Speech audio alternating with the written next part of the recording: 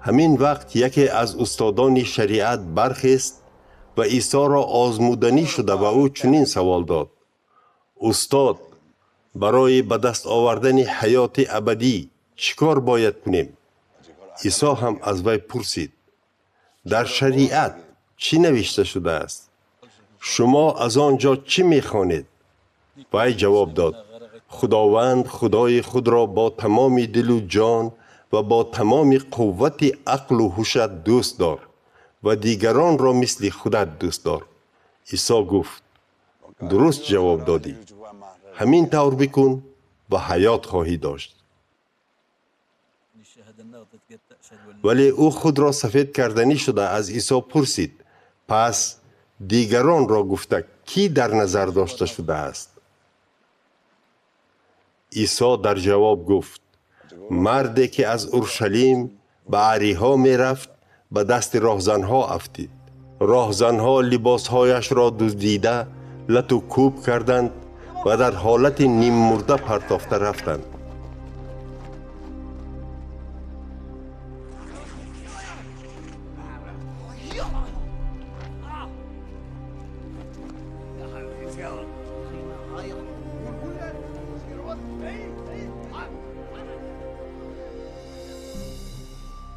تصادفاً از همان راه کاهنی می گذشت و چون او را دید از طرف دیگری راه گذشته رفت.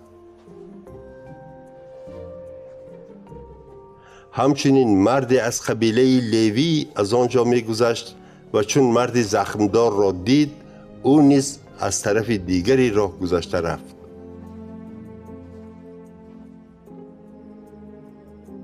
ولی مرد سامریه که از آنجا می گذشت به وی نزدیک شده او را دید و دلش به حال او سوخت. او نزد آن مرد آمده زخمهایش را با شراب تازه کرد و روغن مالیده بست. بعد او را برداشته به خرش سوار کرد و به مهمانخانه آورد و در همانجا او را نگاه و بین نمود. روز دیگر به صاحب مهمانخانه 2 تنگه نقره داده گفت: او را نگاه و بین کن و اگر خراجات از این زیادتر شود وقتی برگشتنم به تو برمیگردانم.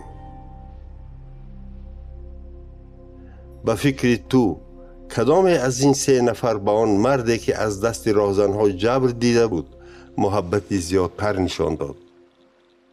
استاد شریعت جواب داد: آن کسی که به او رحم کرد. عیسی گفت: پس رفته مانند او رفتار کن.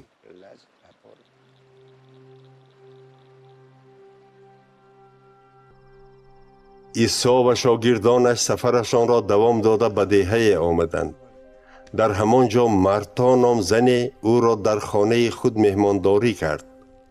وی مریم نام خواهری داشت که پیش پای خداوند عیسی نشسته به سخنان او گوش می داد.